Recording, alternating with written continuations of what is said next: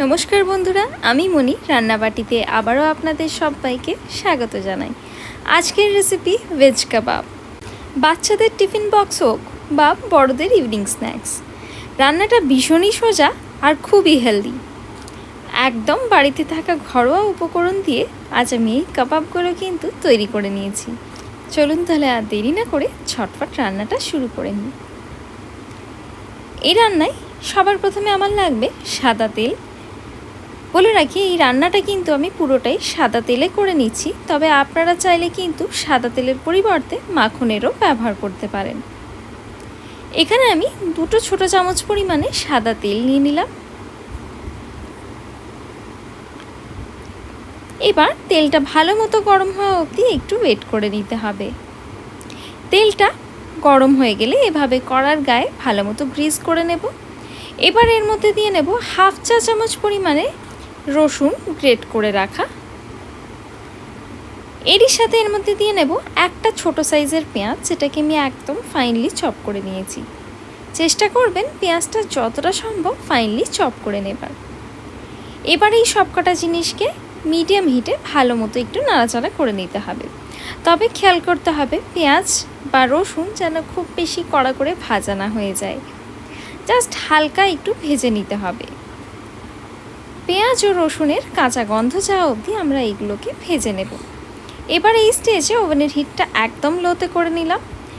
এরপর এর মধ্যে অ্যাড করলাম গাজর, আর এর সাথে অ্যাড করলাম বিনস।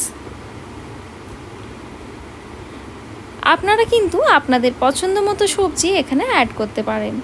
এই স্টেজে আপনারা গ্রেট করে রাখা ব্রকলি বা গ্রেট করে রাখা ক্যাপসিকামও দিয়ে নিতে পারেন। সবকটা সবজি দিয়ে ভালো করে একটু নাড়াচাড়া করে নিলাম। এর সাথে এর মধ্যে দিয়ে নেব গোলমরিচের গুঁড়ো 1/2 চা চামচ পরিমাণে, আর 1/2 চা চামচ পরিমাণে জিরে গুঁড়ো। ব্যাস এই কটাই মশলা কিন্তু এই রান্নায় দিতে লাগবে। সব কিছুকে ভালো করে একটু নাড়াচাড়া করে নেব। একটা ছোট্ট টিপস এখানে আপনাদের দিয়ে নিচ্ছি। এখানে আমি যে কটা সবজি ব্যবহার করেছি সেই সবজিগুলোকে আমি একটু ছোট্ট ছোট করে কেটে মিক্সার গ্রাইন্ডারে দিয়ে সেটাকে কিন্তু আমি পালস মোডে গ্রাইন্ড করে নিয়েছি। এতে কি হবে, যদি আপনাদের কাছে চপার না থাকে বা গ্রেটার দিয়ে যদি আপনারা করতে না ইচ্ছে করে, সেক্ষেত্রে আপনারা কিন্তু এভাবে একটু সময়টা বাঁচিয়ে নিতে পারেন। এর সাথে এর মধ্যে দিয়ে নিলাম সামান্য একটু নুন। এবার আবারও সব কিছুকে ভালো করে একটু মিশিয়ে নিতে হবে। তবে বলে রাখি, আপনারা যদি তেলের পরিবর্তে মাখনের ব্যবহার করেন বা সল্টেড বাটারের ব্যবহার করেন, সেক্ষেত্রে কিন্তু নুনটা একটু বুঝে দিয়ে নিতে হবে। এবার একদম লো হিটে দিয়ে কড়ার চাপা বন্ধ করে দিয়ে এটাকে আমরা রান্না হতে দেব প্রায় 5 থেকে 7 মিনিটের জন্য। তবে খেয়াল করতে হবে, যেহেতু জলের ব্যবহার করা যাবে না এই রান্নায়, তাই জন্য ওভেনের হিট কিন্তু একদম লোতে রাখতে হবে। প্রায় 6 থেকে 7 মিনিট পর কড়ার চাপা খুলে নিয়ে আবারও সব কিছুকে একটু নাড়াচাড়া করে নিচ্ছি। এই স্টেজে কিন্তু সবকটা সবজি খুব ভালো মতো সেদ্ধ হয়ে গেছে। এবার এর মধ্যে দিয়ে নেব 200 গ্রাম পরিমাণে গ্রেট করে রাখা পনির। এখানে আপনারা পনিরটা হয় গ্রেট করে ব্যবহার করতে পারেন বা হাত দিয়ে কিন্তু ভালো করে চটকে চটকে এই পনিরটাকে গুঁড়ো করে নিয়ে এইভাবে ব্যবহার করা যায়।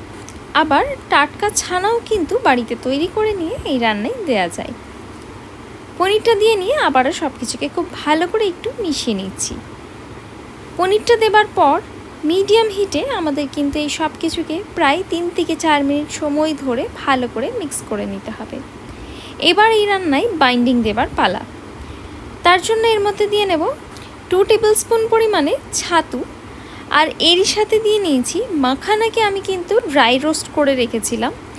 আর ড্রাই রোস্ট করে মাখানাটা আমি কিন্তু মিক্সার গ্রাইন্ডারে ভালো করে পাউডার করে নিয়েছি। সেই পাউডারটা আমি এখানে দিয়ে নেব 1 টেবিল স্পুন পরিমাণে। এবার সব কিছুকে খুব ভালো করে মিক্স করে নেব। মাখানার পাউডার আমার এখানে মেনশন করা হয়নি, ভিডিওতে ক্যাপচার করা হয়নি, তবে মাখানার পাউডার দিলে কিন্তু দারুণ সুন্দর একটা টেস্ট হয়, আর হেলদি তো হবেই। নিশ্চয়ই দেখতে পাচ্ছেন খুবই সুন্দর একটা বাইন্ডিং এসে গেছে। সবকটা পাউডার দেবার পর প্রায় 3 থেকে 4 মিনিট আরও একবার নাড়াচাড়া করে নিয়ে এভাবে হাত দিয়ে ভালো করে চটকে চটকে এবার কিন্তু কাবাবগুলো তৈরি করে নিতে হবে। তবে কাবাব তৈরি করার আগে একটা জিনিস খেয়াল করতে হবে, যে এই মিশ্রণটা যেন খুব বেশি ঠান্ডা না হয়ে যায়। হালকা একটু গরম থাকা অবস্থাতেই যদি এই কাবাবগুলো তৈরি করা হয় তাহলে কিন্তু ভালো মতো শেপ দিয়ে নেওয়া যায়। ঠান্ডা হয়ে গেলে এটা কিন্তু নিজের শেপ হোল্ড করে নেবে, আর তখন কিন্তু আপনারা ভালো মতো শেপ দিতে অসুবিধা হতে পারে। এভাবে হাত দিয়ে ভালো করে চেপে নিয়ে মাঝে শিকগুলো দিয়ে নিলাম। আর বলে রাখি, এই কাবাবের কাঠিগুলো কিন্তু আমি জলের মধ্যে ডুবিয়ে রেখেছিলাম।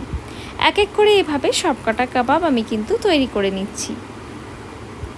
নিশ্চয়ই দেখতে পাচ্ছেন, এভাবে চপিং বোর্ডের ওপর রেখে আমি একটু ভালো করে হাত দিয়ে প্রেস করে এটাকে রোল করে নিচ্ছি।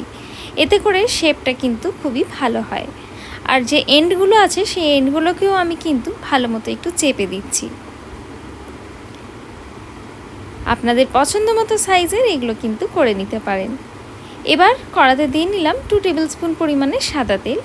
এই স্টেজে আবারও বলে রাখি, আপনারা কিন্তু তেলের পরিবর্তে মাখনেরও ব্যবহার করতে পারেন।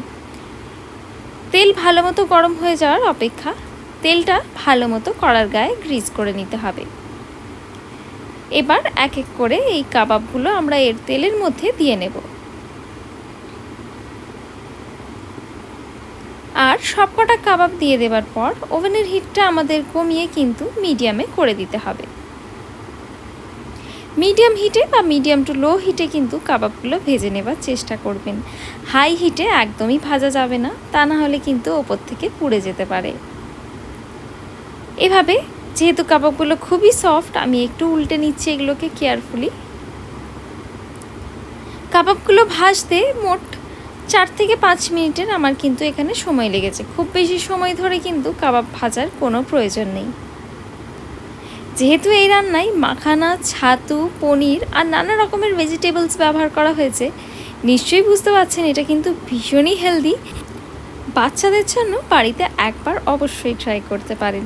উল্টে পাল্টে চারিদিক থেকেই ভালো করে ভেজে নিতে হবে। যখন দেখবে এর গায়ে একটা ভালো মতো গোল্ডেন কালার এসে গেছে আর চারিদিকটা ভালো করে ভাজা হয়ে গেছে, তখন এগুলোকে তুলে সার্ভ করবেন। গরম গরম কাবাব আর ফ্রাইড রাইস আমি আজ এখানে সার্ভ করলাম। আমার বাড়িতে সবাই এই কাবাবগুলো খুবই পছন্দ করেছে।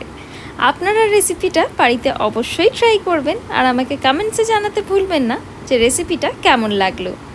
আশা করছি আমার আজকের এই রান্না আপনাদের সবার ভালো লেগে থাকবে। রান্নাটা ভালো লেগে থাকলে লাইক, শেয়ার, সাবস্ক্রাইব করবেন আর পাশে থাকা বেল আইকনটা প্রেস করতে ভুলবেন না। দেখা হবে আবারও একটা নতুন রেসিপি নিয়ে। ততক্ষণের জন্য ধন্যবাদ। Happy cooking.